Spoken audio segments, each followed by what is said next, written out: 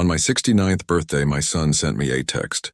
It contained just 2 sentences, and his wife even liked the message. That single text ended up costing them their access to a $30 million family fortune. What happened next is astery about what happens when you mistake a father's kindness for a fool's weakness. If you believe that family should be built on respect, not entitlement, then please like this video and subscribe to the channel. Let me know in the comments where you're listening from, because I want to know how far this story travels. It all began on the quietest birthday of my life. The silence was the first thing you'd notice. In a house like mine, a sprawling custom-built home in the Green Hills of Connecticut, silence is an achievement. It's a testament to thick walls, insulated windows, and a life carefully curated to keep the noise of the world at bay. But on this particular evening, the silence wasn't peaceful. It was heavy. It was the sound of absence. I sat in my leather armchair, the one my late wife Anna always said made me look too serious, and stared at the grandfather clock in the hall. Its steady rhythmic tick was the only thing marking the passage of time. 68 years had come and gone. Now the 69th was slipping away 1 second at a time, unnoticed by the 2 people who mattered most. My phone lay dark on the polished oak table beside me. I'd picked it up a dozen times, my thumb hovering over the contacts, only to set it down again. They're busy, I told myself. Leo has that new project, and Chloe is probably planning another one of her charity galas. It was an excuse, and a poor one at that. A son doesn't forget his father's birthday, not unless he is taught to. Or perhaps not unless he has been given so much that there's nothing left to be grateful for. The house was filled with ghosts of a happier time. I could almost hear Leo's childhood laughter echoing from the staircase, or see Anna arranging flowers on the mantelpiece, her smile brightening the entire room. After she was gone, I had poured everything I had left into our son. I saw it as my duty, my final promise to her. I had provided. I had enabled. I had given him a life free of the hardships I had faced building my architectural hardware empire, from a dusty workshop into a national brand. I had given him everything. I realized with a slow, sinking feeling, except for a reason to respect the man who had provided it. Finally, the ache of loneliness became too much to bear. I wasn't looking for a gift or a party. I just wanted a connection, a simple acknowledgement that I still existed in their world.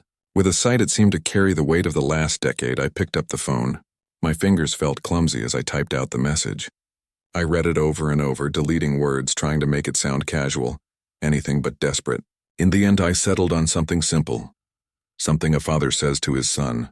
Just wanted to say I love you both. Hope you're having a good week. I hit send before I could second-guess myself again.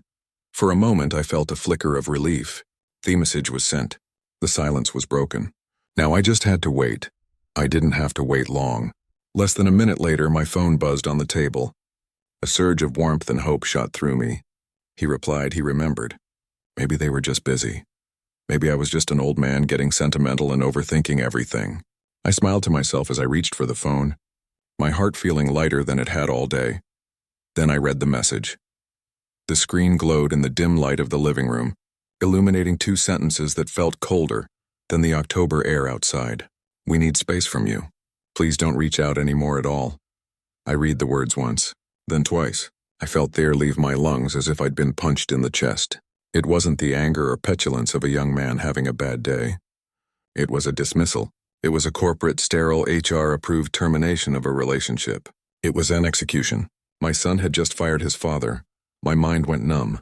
I couldn't process the cruelty of its space. For 20 years after his mother died, my life had revolved around giving him a foundation to build his own. But I had made a terrible mistake. I hadn't given him a foundation. I had given him a fully furnished penthouse, and he was now complaining about the landlord. As the initial shock began to subside, my eyes focused on a small detail below the text bubble. A detail that took the cold cruelty of the message and dipped it in poison. It was a small red heart icon, and next to it 2 words. Chloe liked this message. That was the moment everything broke. The heartbreak I felt wasn't a loud, shattering sound. It was a quiet, deep fracture, the kind that splinters a solid foundation until the whole structure is compromised. Chloe, his wife, the woman whose lavish wedding I had paid for without blinking, the one who drove a Range Rover I had bought her as a birthday present. Her liking that message wasn't just agreement. It was applause. It was a digital high five for her husband's cruelty. In that moment, I saw their partnership with blinding clarity. They weren't just a couple. They were a team united in their entitlement. The memories, the ones I had pushed aside 4 years to keep the peace, came flooding back. They weren't individual events anymore. They were connected, dots forming a perfect, ugly picture. The $500,000 down payment for their penthouse in Tribeca, an apartment they referred to as a starter home. The constant stream of credit card statements that arrived at my address, filled with charges from designer boutiques and 5-star resorts, all quietly paid from my accounts. I remembered the phone call just 6 months ago. Leo's voice, breezy and casual, asking for $200,000 to fund Chloe's latest business idea, an online gallery for emerging artists. He'd presented it not as a request, but as a notification of a withdrawal. When I had gently suggested he should perhaps use some of his own capital, he had laughed. "Dad, this is my capital. It's the family money. I had let it go. I had transferred the money. I had always transferred the money because I loved my son, and because I was a fool who believed that one day he would wake up and understand. I was wrong. The text message on my phone was the proof. To them, I wasn't a father. I wasn't even a person. I was a resource, a fund, an endless, faceless supply of money that was getting inconveniently sentimental in its old age. And now the resource was being told to stop making contact. I stood up and walked to the window, looking out at the manicured lawn stretching into the darkness. The garden Anna and I had planted together. The home I had built for my family. A profound coldness settled over me, extinguishing the last embers of my sadness. In its place was something new, something hard and clear and utterly calm. It wasn't anger. It was resolve. You cannot reason with entitlement. You cannot negotiate with disrespect. You can only cut off its supply. I walked back to the table and picked up my phone. My hands were perfectly steady. I opened Leo's contact information. I scrolled down to the bottom and pressed the button that said block this caller. A confirmation message popped up. I pressed block contact without a flicker of hesitation. Then I did the same for Chloe. The digital silence was now complete and it was on my terms. Then I made a second call. It rang twice before a familiar professional voice answered. "David Sterling." "David, it's Elias," I said, my voice even and calm. "Sorry to call so late." "Elias?" "No trouble at all." "Everything all right?" There was a note of concern in his voice. David had been my lawyer and my friend for 30 years. He had drafted my will, set up my company, and most importantly, he'd set up the Thorne Family Revocable Trust. "Everything is perfectly clear," I replied. "We need to meet. First thing tomorrow morning. It's time to make some significant adjustments to the trust." The drive to David Sterling's office the next morning felt different. I wasn't driving through the familiar winding roads of my town. I was moving through a new landscape, one defined by the cold clarity of my decision. The autumn leaves, which yesterday might have seemed beautiful and melancholic, now just looked like dead things waiting to be swept away. There was no sadness left in me. There was only a quiet, resolute purpose. Sterling and Associates occupied the top floor of a glass tower in Stamford that overlooked the Long Island Sound. It was a world of quiet power, smelling of expensive leather and old paper, a place where fortunes were protected and dynasties were managed through carefully worded documents. David was standing by his panoramic window when his assistant showed me in.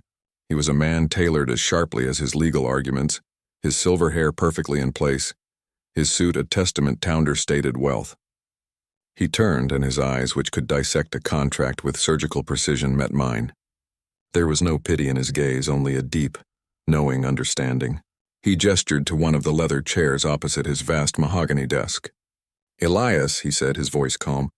"Coffee?" I shook my head and sat down. "Thank you, David. I just need to get this done." He nodded slowly, taking his seat. He folded his hands on the pristine desk, a single thick file placed squarely in the center between us. He didn't ask what was wrong. He didn't offer condolences. He simply waited. He was a good friend and an even better lawyer. Heck knew this wasn't a social call. I explained the events of the previous night, not with the trembling voice of a heartbroken father, but with the detached precision of a client reporting a breach of contract. I told him about my 69th birthday, the silence, the simple text I sent, and the 2-sentence reply I received. I even told him about Chloe's digital seal of approval, the small heart that had felt like a stiletto blade.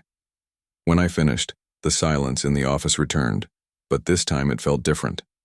It was an assessing silence, a weighing of facts. David leaned back in his chair, his expression unchanged. "I've been waiting for this call for 5 years, Elias," he said, his voice even.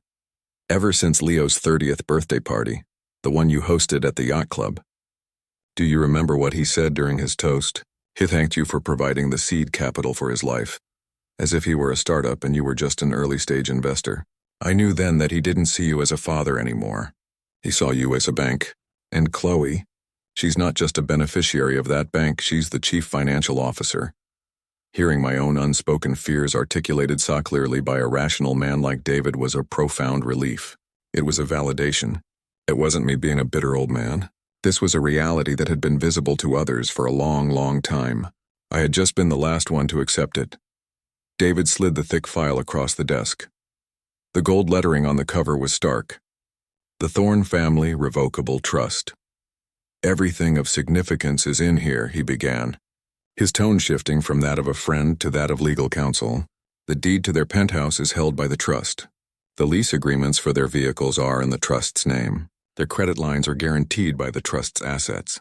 And of course the $30,000 monthly allowance is a direct disbursement from the trust." He paused, letting the weight of his words sink in. "You see, Elias, when we set this up after Anna passed, we did it to protect your assets and to make things simple for Leo when you were gone. It's a revocable trust. Think of it as a steel safe. You as the grantor filled the safe with your assets. You as the sole trustee hold the only key. You can open it whenever you want, take things out, put new things in, or change the instructions about who gets the contents. Right now the instructions name Leo and Chloe as the primary beneficiaries, but the power, the key, it has never left your hand. You have absolute unilateral control to change any and all provisions of this trust at any time, for any reason."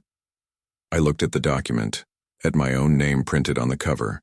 For years I had seen that trust as a lifeline for my son, a way to ensure his comfort and security. Now I saw it for what it truly was. A tool, a mechanism of control that I had forgotten I possessed. I had been funding an insurgency against my own dignity with my own money. I met David's gaze. There was no doubt in my mind. The path forward was clear and I would not waver. "Let's start the process," I said, my voice quiet but firm. "I want them removed completely. Terminate the lease on the penthouse, cancel every credit line. Stop the monthly disbursements, effective immediately. Everything, David." I leaned forward slightly. "We're turning off the supply." While I was in David's office setting the board, the first pieces were already being knocked over miles away in Manhattan. The game had begun and my son and his wife had no idea they were even playing. I can picture the scene perfectly, as if I were a fly on the wall because it was a scene they had performed 100 times before. Only this time the script had been changed without their knowledge. They were having lunch at Per Se, a restaurant where the price of a single meal could feed a family for a month. It was their natural habitat, a world of hushed tones, panoramic views of Central Park, and food that was arranged more than it was cooked. Chloe was likely taking an artfully composed photo of her truffle-dusted risotto for her social media followers, while Leo swirled a $1,000 bottle of wine, pontificating to the sommelier about its subtle notes of oak and blackberry. They were performing the role of wealthy, influential people, a role they had mastered without ever having to read the source material of hard work or consequence. The meal concluded, as it always did, with laughter in the quiet, respectful placement of a leather-bound bill folder on their table. They would have picked it up with that casual air of ownership he had, a gesture he'd learned from watching me, but without understanding the weight behind it. He wouldn't even have looked at the 4-figure total. Why would he? The money wasn't real to him. It was a concept, a river that flowed endlessly from a distant mountain he never had to climb. He would have handed the waiter his American Express black card, the one made off titanium, the one he called his heavy metal, and leaned back, ready to discuss whether they should fly to Aspen or St. Bart's for the weekend. A few minutes would have passed. Long enough for the conversation to resume, long enough for the performance to continue. Then the waiter would have returned to the table, his expression a perfect professional mask of apology. "I'm very sorry, Mr. Thorne," he would have said, his voice low, "but the card has been declined. Leo's first reaction would have been a short, incredulous laugh. Declined? That's impossible, run it again. Your machine must be acting up. It was a statement of fact, not a request. In his world, that card did not decline. The universe did not operate that way. Chloe would have looked annoyed, bothered by this small, vulgar tear in the fabric of their perfect afternoon. The waiter would have obliged, of course. He would have returned a minute later with the same result. My apologies again, sir. It seems there is an issue with the card. Perhaps another form of payment? The annoyance on Leo's face would now be mixed with a flicker of genuine embarrassment. He was being challenged in his own arena. He would have pulled out a second card, a platinum visa, with a dismissive wave. Here, this one has no limit. But it did have a limit. A new one set to 0. The waiter's third trip to the table would have been more somber. The professional smile was gone, replaced by a look of cautious concern. Chloe, sensing a real problem, would have stopped scrolling through her phone. Leo, what is going on?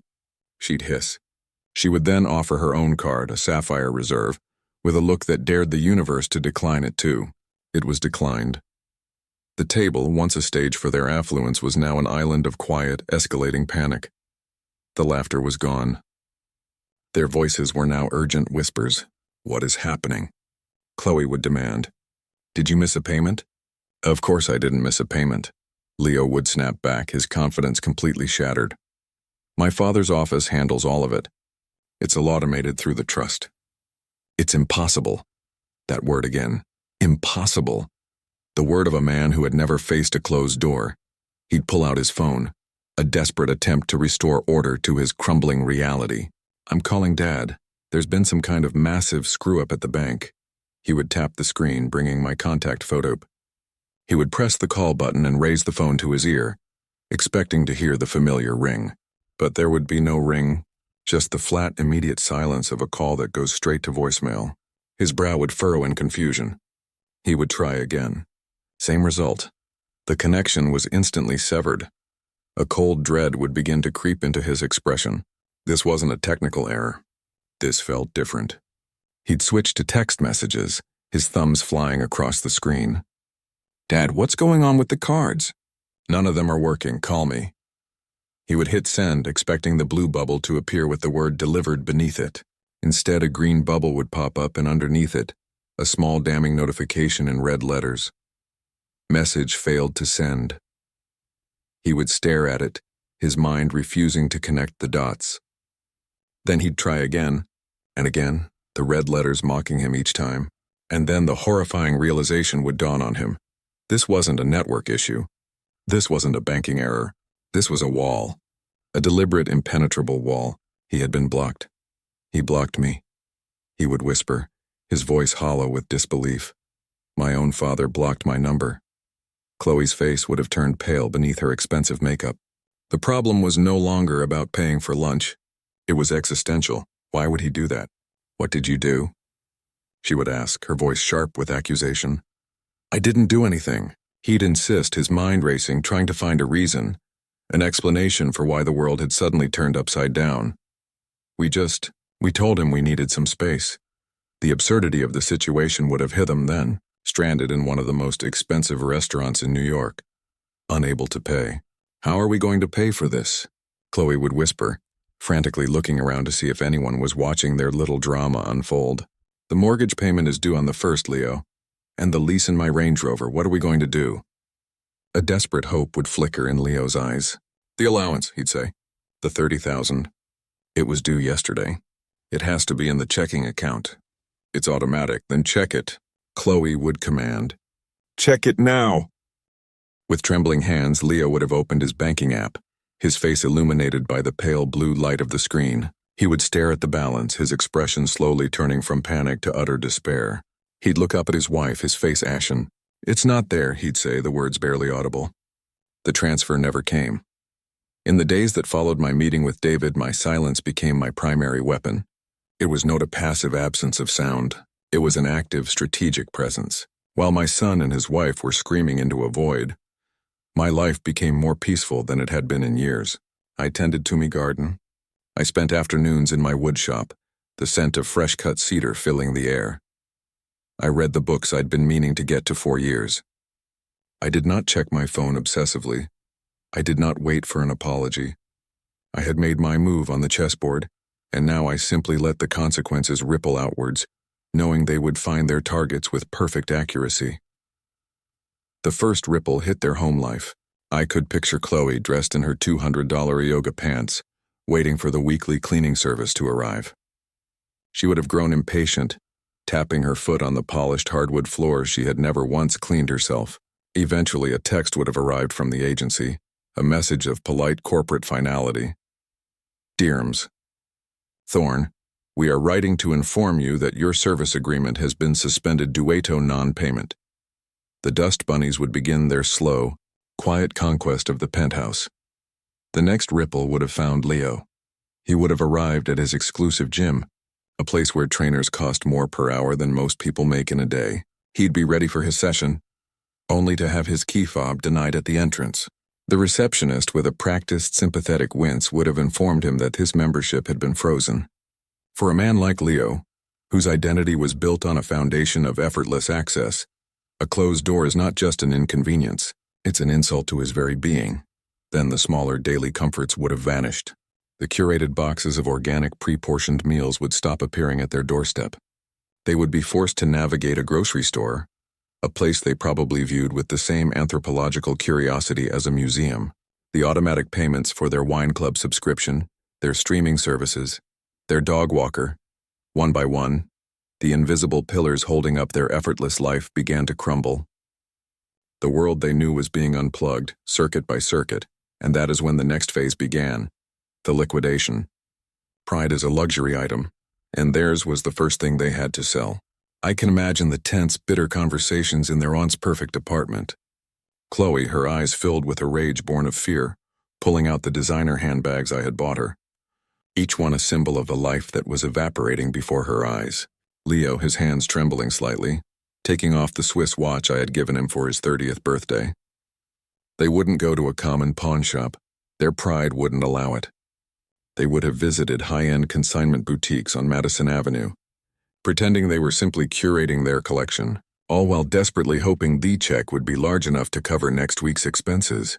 The very gifts I had given them out of love were now being converted into survival cash. The irony was as sharp as it was painful. Their arrogance, once a fortress, was now just rubble. In its place, a raw, primal fear began to grow. The world, for the first time in their lives, was not bending to their will. The safety net they had taken for granted, the own they never even acknowledged, was gone. They were in a free fall and the ground was rushing up to meet them. Fear is a powerful teacher. It's the own lesson I realized I had failed to give my son, and now, the world was teaching it to him for me.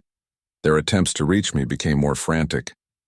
My phone, which I kept on silent in my study, became a silent testament to their desperation.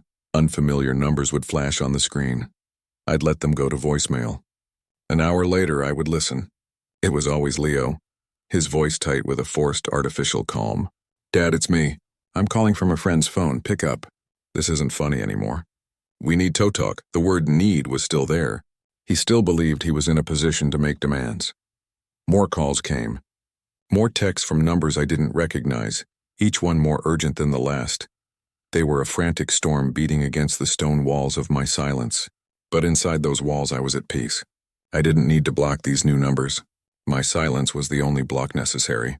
It was my answer to every question, my response to every demand, and my rebuttal to every accusation. It was a constant, unwavering, and deeply unsatisfying no. They had asked for space. I was simply giving it to them in a way they had never expected. A month passed. For me, it was a month of quiet routine and newfound peace. For them, it was a month of slow-motion drowning. David kept me informed of the key developments, not out of a sense of gossip, but as a matter of legal record. I knew the money they'd gotten from selling their trinkets wouldn't last. It was like using a teacup to bail out a sinking yacht.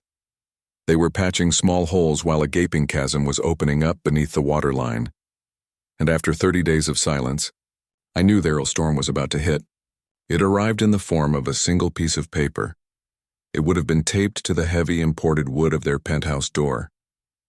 An official notice from the building's management company, its stark black and red lettering a violent contrast to the serene elegance of their hallway. It was a notice to vacate for non-payment of rent, I can't imagine the moment Leo found it. The confusion, the immediate assumption that it was a mistake, a clerical error meant for someone else. Then the dawning horror as he read the details. Tenant name, the Thorne Family Trust. Amount overdue, 2 months' rent, totaling $60,000. Chloe's reaction would have been disbelief followed by pure rage. Rent? She would have shrieked, the word foreign and insulting on her tongue. What do you mean, rent? We own this place. Your father bought it for us. And that would have been the moment of true soul-crushing revelation for my son. He would have had to admit the truth, perhaps for the first time even to himself. I thought it did, he'd stammer. He always just handled it. They were living in a gilded cage and had never once thought to ask who held the key. The foundation of their entire life, the very floor beneath their feet, wasn't solid ground. It was a rental agreement and the lease had just expired. The security they had felt was an illusion, and it had just vanished. As if the universe had decided to choreograph their downfall with maximum efficiency, the second blow landed that very same afternoon. Reeling from the eviction notice, their world shrinking to the 4 walls they had less than 30 days to vacate, Chloe must have decided she needed to escape. Maybe she was going to a friend's house to complain or to her mother's to cry. She would have stormed out of the building, her face a mask of fury, and walked towards the spot where she always left her white Range Rover. But the car wasn't there. In its place was a tow truck, its yellow lights flashing with a kind of cheerful indifference. Her car, her status symbol, the vehicle she had so proudly featured in her social media posts, was already hooked, its front wheels lifted ignominiously off the pavement. A man in a jumpsuit with a clipboard would have met her protests with a shrug. He had the paperwork. The vehicle was being repossessed. Lessee, the Thorne Family Trust. Account status delinquent. This wasn't a private failure. This was a public spectacle. The doorman, who had for years rushed to open her door, would have watched with a carefully neutral expression. Neighbors would have peered from their windows. It was the ultimate social humiliation. A real-time downgrade of her entire existence played out on the streets of Manhattan. She could scream, she could threaten, she could cry. It wouldn't matter. The man with the clipboard held all the power. The truck would have groaned, pulled away from the curb, and taken the last vestige of her curated life with it. That was the breaking point. The 1-2 punch of losing their home and their transportation, in the span of a few hours, shattered whatever composure they had left. Panic in the face of a declined credit card is one thing. The terror of impending homelessness is another entirely. A person's true character isn't revealed in comfort. It's forged in crisis. I had provided my son a lifetime of comfort. Now the crisis would finally reveal the man I had raised. Their options had dwindled to nothing. They had no alleys to call, no hidden funds to access. There was only one car left, Leo's sedan. And there was one last desperate and foolish idea. The source of their problem was also in their minds the only possible solution. They had been trying to fight my silence from a distance. Now they would bring the war to my doorstep. I imagined the final conversation in that empty, echoing apartment was short and grim. All the blame and accusations had likely been exhausted, leaving only the raw metallic taste of desperation. Leo, his face pale and his eyes burning with a new, dangerous energy, would have grabbed the last set of car keys off the marble countertop. He would have looked at Chloe, his partner in a collapsing empire. "Get in the car," he'd say, his voice devoid of its usual arrogance, replaced now with the sharp edge of a man with nothing left to lose. "We're going to Connecticut. He can't ignore us if we're standing on his front lawn. He has to face us. The drive from Manhattan to my home in Connecticut takes about an hour without traffic. For them, I imagine it was an hour filled with a volatile mix of rage, fear, and a desperate flickering hope that a face-to-face confrontation could change things. They still operated under that illusion that their presence, their emotions, held some power over me. They were coming to me home to make a scene, believing that shame or guilt would be the key to opening the vault. They failed to understand that the man they were coming to see no longer lived. There. I was in the Rose Garden when they arrived. The security system had given me a quiet, discreet notification on my watch a few minutes earlier. Vehicle approaching. I didn't need to check the cameras. I knew who it was. The garden was my sanctuary, the place Anna and I designed together decades ago. Each rosebush had a name, a history. Tending to them was a form of meditation, a slow, deliberate act of creation and maintenance. That day I had put on my noise-canceling headphones, selecting a playlist of Bach's cello suites. The rich, orderly music filled my head, a perfect soundtrack for the task at hand. The world outside that music, outside the 10-foot stone wall that surrounded my property, simply ceased to exist. I knew they were at the front gate. I could imagine the scene without seeing it. Leo's hand jabbing at the intercom button with increasing force. Chloe pacing on the gravel driveway, her expensive shoes ill-suited for a battle she was about to lose. They would have been met with the same thing that had tormented them for the past month. Absolute impenetrable silence. The intercom would not buzz. The gates would not open. From the edge of the garden, through a carefully trimmed hedge, I had a clear view of the road leading to the house. I watched as they abandoned the gate and began to walk the perimeter of the wall, looking for a weakness, a way in.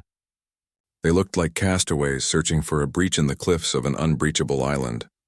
Eventually, they reached a section where the ornamental iron fence gave them a view of the backyard. And that's when they saw me. I could feel their eyes on me. It was a tangible thing, a prickling on the back of my neck. I knew they were there, standing just 100 feet away, their faces likely pressed against the cold iron bars. I did not turn. I did not acknowledge them. I focused on the task at hand. I selected a hybrid tea rose, a deep crimson one named Mr. Lincoln. I inspected its leaves for any sign of black spot. My movement slow and methodical. I chose my pruning shears, the steel glinting in the afternoon sun, and made a clean, precise cut just above a 5-leaflet stem. This was the true confrontation. Not a shouting match, but a demonstration. My peace against their chaos. My silence against their noise. My closed garden against their collapsing world. They began to shout. I couldn't hear the words, of course. Through the masterful layers of Bach, their frantic cries were reduced to a faint, irrelevant buzzing like distant insects. But I could see them. I could see Leo's face, red and contorted with rage. I could see Chloe's frantic gestures, her hands pleading one moment and balled into fists the next. They were putting in a grand performance of desperation, but the audience couldn't hear them. They were screaming into a soundproof room. Their power, the emotional leverage they had always held over me, was gone. Their words, which had once been able to cut me to the core, could no longer even reach my ears. They must have gone on like that for 10 minutes, their energy eventually giving way to a ragged, hopeless exhaustion, and that's when the security car arrived. My system is programmed to automatically alert the local patrol if the gate intercom is pressed more than 5 times in a minute, or if a vehicle lingers for more than 10. A sleek black sedan with the logo of the security firm on its side pulled up quietly behind their car. A uniformed officer, a man named Marcus who'd patrolled this neighborhood for years, got out. He was the embodiment of professional calm. He didn't rush or escalate the situation. He simply walked over to them, a polite but immovable presence. I couldn't hear the exchange, but I could read the body language. Leo's initial, aggressive posture, Chloe's tearful, dramatic appeal, and Marcus's patient, unshakable stance. He would have listened, nodded, and then quietly informed them that they were on private property and had been asked to leave. They were no longer the son and daughter-in-law of the owner.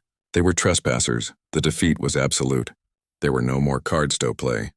They slumped back to their one remaining car, all the fight gone out of them, and drove away. Marcus's car waited until they were out of sight before pulling away itself.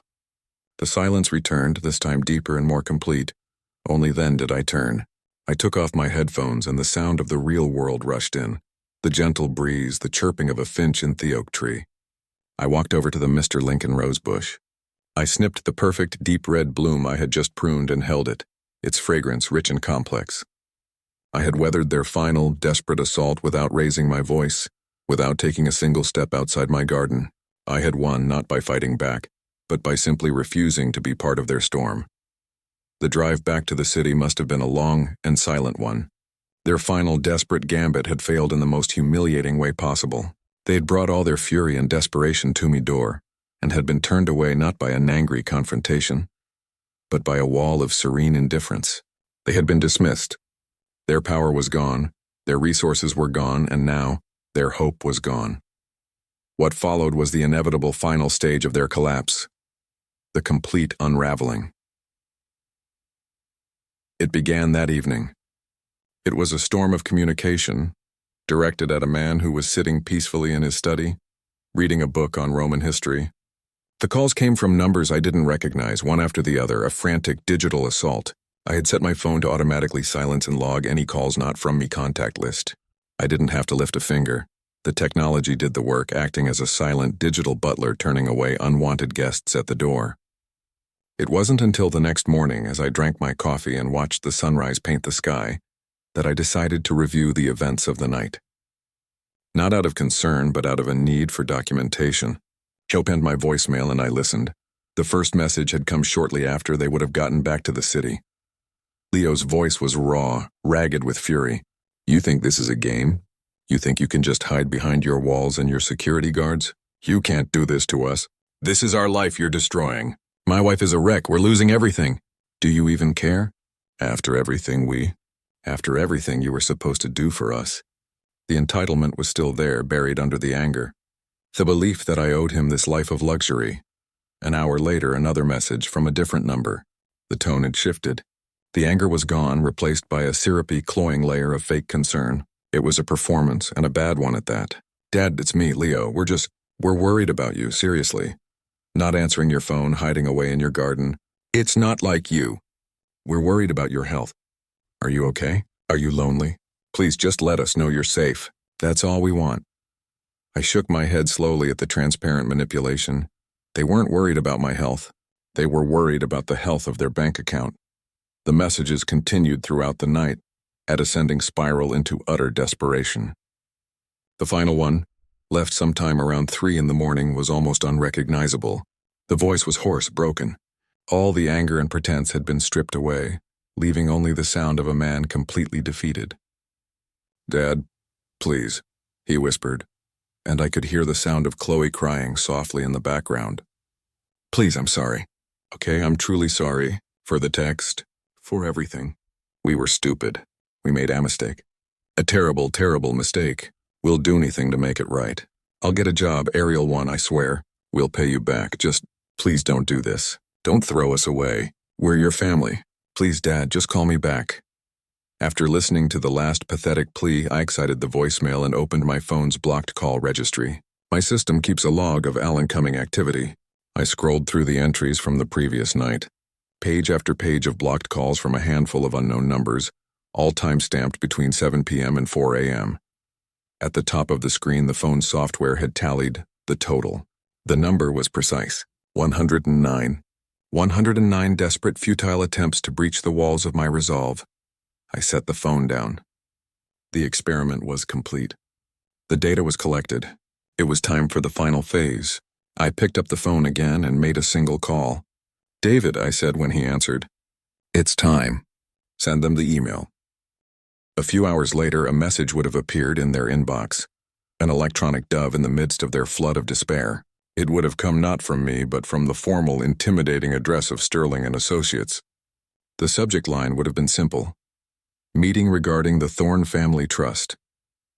The message itself was brief, professional, and devoid of any emotion. "Dear Mr. Thorne and Ms. Thorne, on behalf of my client Elias Thorne, I am writing to invite you to a meeting to discuss the future of the Thorne Family Trust. The meeting will be held at our offices this Friday at 10 a.m. sharp. Please confirm your attendance at your earliest convenience." I knew exactly how they would interpret that email. They would not see the cold legal formality. They would not recognize the language of a summons. They would see it as a white flag of surrender. They would believe that their campaign of desperation, their 109 calls, their pathetic apologies had finally worked. They would think they had broken me. They would believe they were coming to me lawyer's office to negotiate the terms of their reinstatement. They had no idea they were simply coming to sign their own death warrant. The morning of the meeting, I arrived at David's office an hour early. We sat in his private study, the final notarized documents resting between us on his desk. There was no last-minute hesitation, no flicker of doubt. The preceding month had only solidified my resolve. David reviewed the sequence of events one last time, not as a friend questioning my choice, but as a lawyer ensuring the execution would be flawless. "Are you ready, Elias?" he asked. I looked out the window at the city below, a sprawling ecosystem of cause and effect, of actions and consequences. "I've been ready for a long time," I said. "Let's go to the conference room." The room was designed to intimidate. It was a long, narrow space dominated by a single colossal slab of mahogany, polished to a mirror shine. One wall was entirely glass, offering a dizzying panoramic view of the city. It was a room that made you feel small, a place where multi-million-dollar deals and bitter corporate divorces were finalized with the stroke of a pen. It was the perfect venue for what was about to happen. I took my seat at the head of the table with David to my right. The heavy leather-bound document lay directly in front of me. We waited. They arrived precisely at 10 o'clock. Their punctuality was a sign of their desperation. They were led in by David's assistant, and for a moment I saw them not as my son and his wife, but as two strangers walking into a trap. They looked diminished. The weeks of stress had stripped away their glossy veneer. Leo's suit, though expensive, seemed to hang off his frame, and his eyes were shadowed with sleepless nights. Chloe's makeup couldn't quite hide the anxiety that tightened the corners of her mouth. They were trying to project an image of contrite, responsible adults, but they just looked like frightened children who had been called to the principal's office. They sat down opposite me, the vast expanse of polished wood between us feeling like a chasm. The air was thick with unspoken words, heavy with the weight of expectation. David, ever the professional, broke the silence. "Thank you for coming," he said, his voice neutral. "We have provided water for you. Elias has asked for this meeting to discuss the future of the family trust." That was Leo's cue. He cleared his throat, sat up straighter, and began the performance he had clearly rehearsed. "Dad," he started, his voice straining for a tone of earnest sincerity. "First of all, Chloe and I just want to say how deeply sorry we are. The last month has been a nightmare, but it's given us a lot of time to think, and we realize things got out of hand. There was a complete misunderstanding, a breakdown in communication." He paused, looking for a reaction from me. I gave him none. I simply sat there, my hands resting on the table, my expression unreadable. My silence unnerved him, and he rushed to fill it, his words tumbling out faster now. "We've been under a tremendous amount of stress lately with work and, well, everything. And we acted poorly. That text message. It was inexcusable. It was sent in a moment of frustration, and we never, ever meant for it to hurt you. We love you, Dad. You're our father, and that's the most important thing." Chloe, Onko, reached across the table as if to touch my hand, her eyes welling up with crocodile tears. "We love you so much." "Elias," she whispered. I continued to listen, my gaze steady. His speech was a masterpiece of evasion. It was filled with we and us, with external pressures and mutual misunderstandings. There was no ownership, no real accountability. He wasn't apologizing for what it did. He was apologizing for how I had reacted.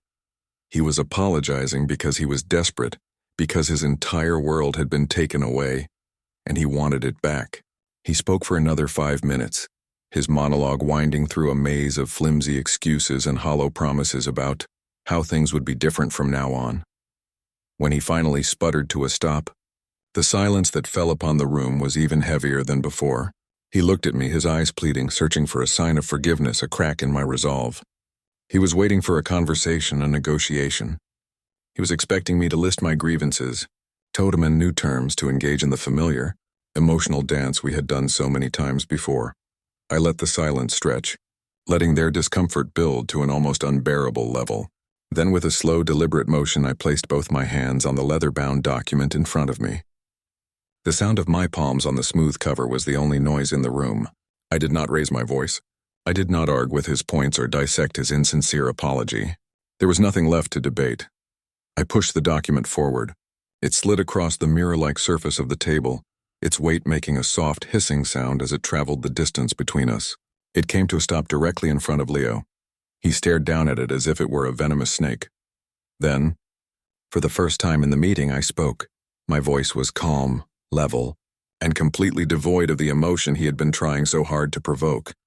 "Thank you for sharing that, Leo," I said. "I have listened. Now I would like you to look at this." I tapped a finger on the embossed gold lettering on the cover. "This is the amended and restated Thorne Family Revocable Trust.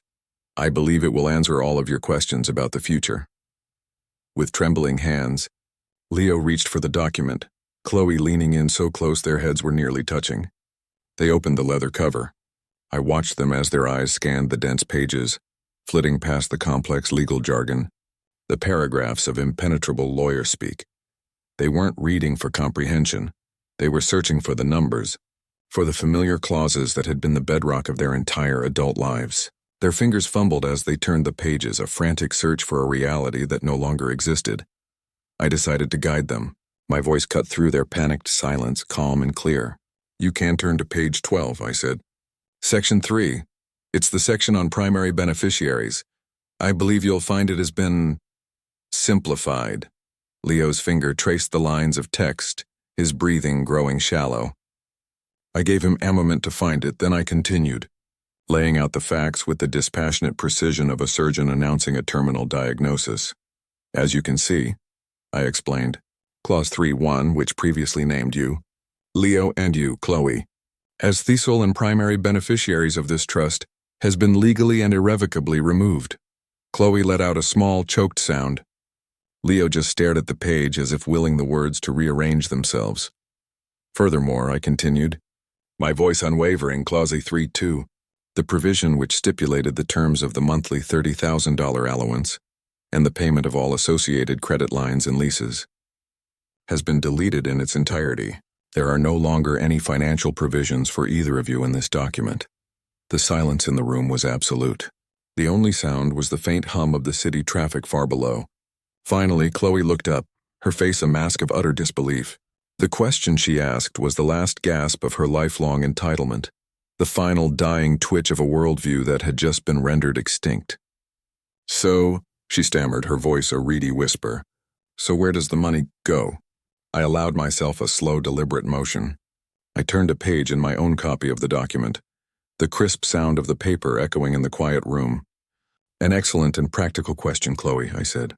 "If you'll both turn to page 15, you'll find the new clause 4.1. It outlines the trust's revised primary directive and sole beneficiary." They fumbled to the page. They saw the new title, the new name, but they didn't understand. So he told them. The entirety of the trust's assets, an estimated $32 million, will now be transferred to establish a new perpetual endowment. It will be called the Thorne Next Generation Scholarship. Before they could even process the name, David Sterling spoke for the first time, his voice adding a layer of cold, legal finality. "The scholarship," David clarified, reading from a summary sheet, "is a full-ride endowment in perpetuity. It will cover all tuition, room, and board for students from low-income backgrounds who have demonstrated exceptional merit and wish to pursue degrees in business administration and industrial design.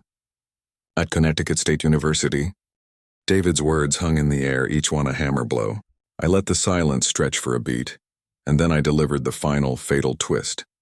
I looked directly at my son, the boy I had raised, the man he had become, the failure he had chosen. "That's the school you dropped out of, Leo," I said, my voice perfectly level.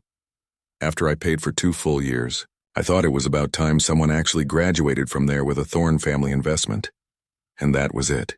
The collapse was total." Chloe made a sound like a wounded animal. Leo's face, already pale, drained of all remaining color. He looked not just beaten but erased. It wasn't just that the money was gone. It was that his greatest personal failure, the opportunity he had squandered out of laziness and arrogance, had been taken from him and immortalized as a monument to someone else's success. The foundation of his new life would be built upon the rubble of his old Ani. It was a perfect, inescapable, and legally binding form of poetic justice.